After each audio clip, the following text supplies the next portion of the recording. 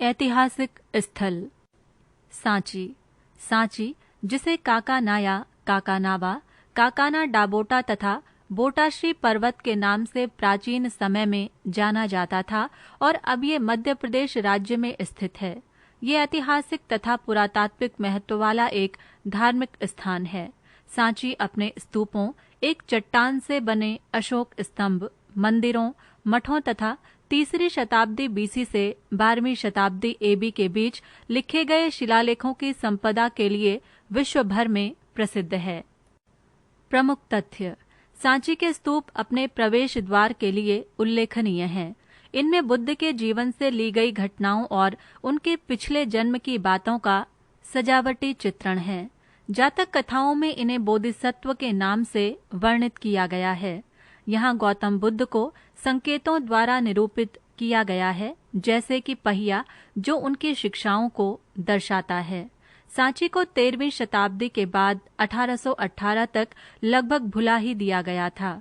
जब general Taylor, एक British अधिकारी, ने इन्हें दोबारा खोजा तो आधी दबी हुई और अच्छी तरह संरक्षित अवस्था में था। बाद में 1912 में सर जॉन मार्शल, पुरातत्व विभाग के महानिदेशक, में इस स्थल पर खुदाई के कार्य का आदेश दिया। शुंग काल के समय में सांची में और इसकी पहाड़ियों के आसपास अनेक मुख्य द्वार तैयार किए गए थे।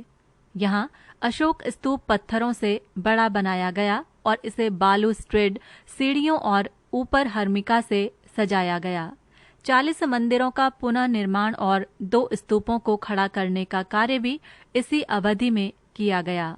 1ली शताब्दी ईसा पूर्व में आंध्रवाहन शासकों ने पूर्वी मालवा तक अपना राज्य विस्तारित किया था। ने स्तूप 1 के नक्काशीदार मार्ग को नुकसान पहुंचाया। 2री से 4थी शताब्दी एडी तक सांची तथा विदिशा कुषाण और क्षत्रपों का राज्य था और इसके बाद ये गुप्त राजवंश के पास चला गया। गुप्त काल के दौरान कुछ मंदिर निर्मित किए गए और इनमें कुछ शिल्पकारी जोड़ी गई। सबसे बड़ा स्तूप, जिसे महान स्तूप कहते हैं, 4 नक्काशीदार प्रवेश द्वारों से घिरा हुआ है, जिसकी चारों दिशाएं कुतुबनुमे की दिशाओं में हैं। इसके प्रवेश द्वार संभवतया 1000 एडी के आसपास बनाए गए। ये स्तूप विशाल अर्धगोलाकार गुंबद हैं, जिनमें एक केंद्रीय कक्ष है और इस कक्ष में महात्मा बुद्ध के अवशेष रखे गए थे। सांची के स्तूप के अवशेष बौद्ध वास्तुकला के विकास और 3री शताब्दी बीसी 12वीं शताब्दी एडी के बीच उसी स्थान की शिल्पकला को दर्शाते हैं। इन सभी शिल्पकलाओं की एक सबसे अधिक रोचक विशेषता यह है कि यहाँ बुद्ध की छवि मानव रूप में कहीं नहीं है। इन शिल्पकारियों में आश्चर्यजनक जीवंतता है और ये एक ऐसी दुनिया दिखाती है जहाँ मानव और जंतु एक साथ मिलकर प्रसन्नता, सौहार्द और बहुलता के साथ रहते हैं। प्रकृति का सुंदर चित्रण अद्भुत है।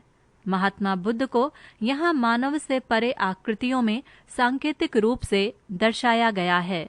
वर्तमान में यूनेस्को की एक परियोजना के तहत सांची तथा एक अन्य बौद्ध स्थल सतधारा की आगे खुदाई, संरक्षण तथा पर्यावरण का विकास किया जा रहा है। तिलवाड़ा। तिलवाड़ा ऐतिहासिक स्थल राजस्थान के बाड़मेर जिले के बालोतरा तहसील मुख्यालय से 16 किलोमीटर दक्षिण पश्चिम में लूनी नदी के बाएं किनारे पर स्थित है। प्रमुख तथ्य: तिलवाड़ा का उत्खनन कार्य 1967-68 ईस्वी में एन मिश्रा, पूना विजय कुमार राजस्थान राज्य पुरातत्व एवं संग्रहालय तथा एल.सी. लैसनिक, हिडलबर्ग विश्वविद्यालय के नेतृत्व में किया गया। इस स्थल से प्राप्त सांस्कृतिक जमाव 60 सेंटीमीटर का है। इसकी सतह पर लघु पाषाण उपकरण तथा मृद पात्रों के ठीकरे मिलते हैं। उत्खनन में यहाँ से फर्श के चारों ओर गोल पत्थर जमाए हुए मिले हैं। तिलवाड़ा से गोल झोपड़ियों के साक्ष्य प्राप्त होते हैं। यहाँ से एक 70 सेंटीमीटर गहरा एवं 20 सेंटीमीटर मुख वाला गड्ढा मिला है, जो उत्तरोत्तर नीचे की ओर संकरा होता गया है। इस गड्ढे में कुछ मृद पात्रों के टुकड़े व हड्डियां तथा राख मिली हैं। इस स्थल से क्वार्ट्ज, क्वार्ट्जाइट, चर्ट एवं कार्नेलियन से बनी हुई क्रोड, ब्लेड, ट्रेपीज, पॉइंट तथा ट्रायंगल इत्यादि उपकरण उपलब्ध हैं। यहाँ से प्राप्त मृद पात्रों के टुकड़े निसंदेह चौक निर्मित हैं। यहाँ से कुचली हुई हड्डियां मिली हैं, वे निश्चित रूप से बड़े जानवरों की हैं, जिसमें वन महिष, वृषभ, सुअर आदि मुख्य हैं। पक्षियों का मांस इस काल का मानव बहुत अधिक चाव से खाता था। छोटे छोटे तीरनुमा उपकरणों की उपस्थिति इसका स्पष्ट संकेत देती है। उत्तर पाषाण काल राजस्थान में लगभग 10,000 वर्ष पूर्व प्रारंभ होता है। तिलवाड़ा से उत्तर पाषाण युगीन उपकरण मिले हैं। इस युग में उपकरणों का आकार छोटा और कौशल से भरपूर हो गया था। लकड़ी तथा हड्डी की लंबी नली में गोंद से चिपकाकर इन उपकरणों का प्रयोग प्रारंभ हो गया था। राजस्थान के बागौर के अतिरिक्त तिलवाड़ा ही ऐसा क्षेत्र है जहां से इतने वृहद स्तर पर उत्तर पाषाणकालीन पुरा सामग्री प्राप्त हुई है। अहिछत्र।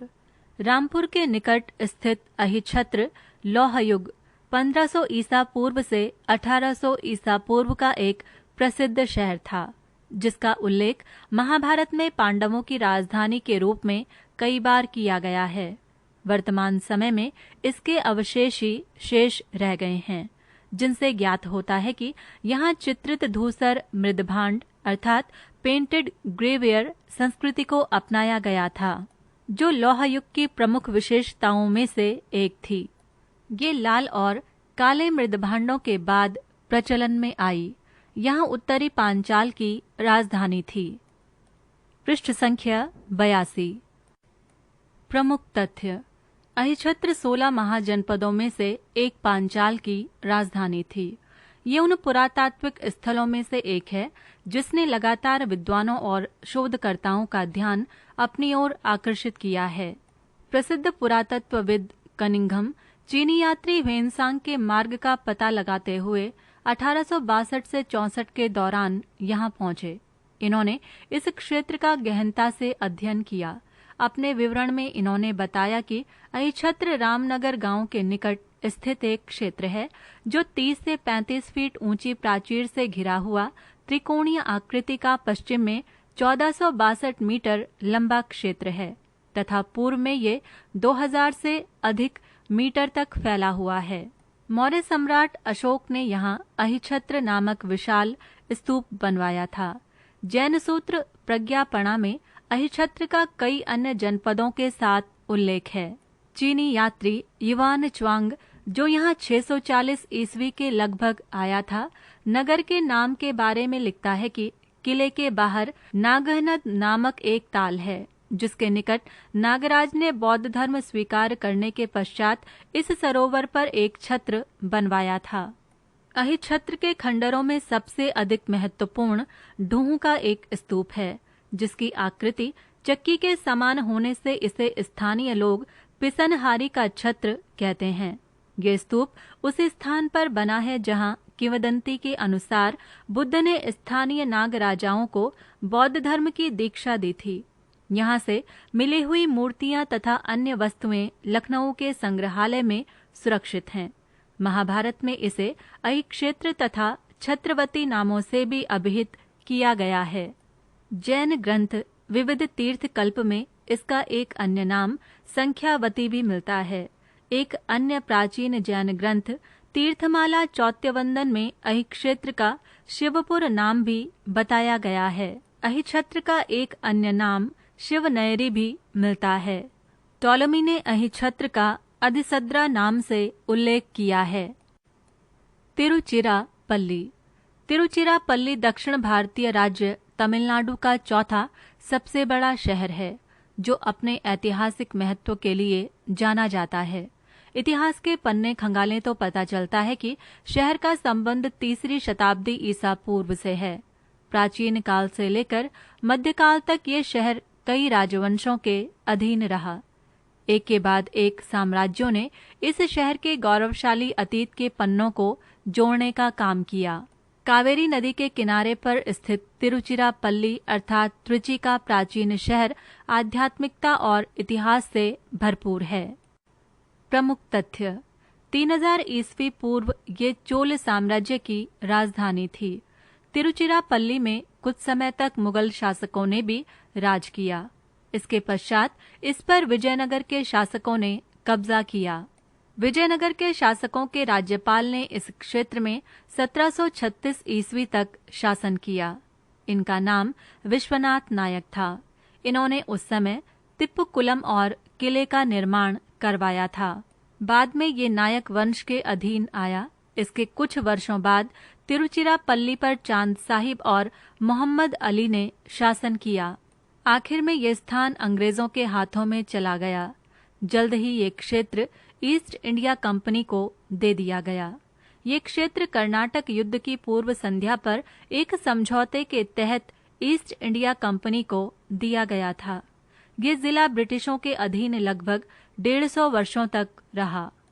चोल, पांड्य, पल्लव, विजयनगर साम्राज्य, कर्नाटक साम्राज्य और अंग्रेजों ने यहाँ लंबे समय तक राज किया और वर्षों तक शहर की संस्कृति को प्रभावित किया। विभिन्न सांस्कृतिक प्रभावों के परिणाम स्वरूप तिरुचिरापल्ली वर्तमान में अपने विभिन्न ऐतिहासिक स्मारकों और प्राचीन मंदिरों के लिए प्रसिद्ध है।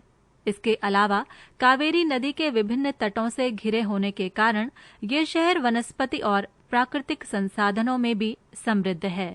रॉकफोर्ट मंदिर तिरुचिरापल्ली का लोकप्रिय ऐतिहासिक किला और मंदिर है, जिसका निर्माण एक बड़ी चट्टान के ऊपर किया गया है। रॉकफोर्ट एक प्राचीन किले और मंदिर को संदर्भित करता है। इतिहास से जुड़े साक्ष्य बताते हैं, रॉकफोर्ट का कर्नाटक युद्ध में एक प्रमुख भूमिका रही है, जिसने भारत में ब्रिटिश शासन स्थापित करने में मदद की। इस किले में प्रसिद्ध उच्ची पिल्लैयार मंदिर भी है, जो 7वीं शताब्दी में बनाया गया था। ये मंदिर किले परिसर की एक चट्टान के ऊपर 83 मीटर ऊंचाई पर स्थित है। इसके अलावा 508 ईस्वी में पल्लवों द्वारा निर्मित गुफा मंदिर भी किले की मुख्य संरचनाओं में गिनी जाती हैं। तिरुचिरापल्ली स्थित श्री रंगनाथ स्वामी मंदिर दुनिया के सबसे बड़े कार्यशील हिंदू मंदिरों में गिना जाता है।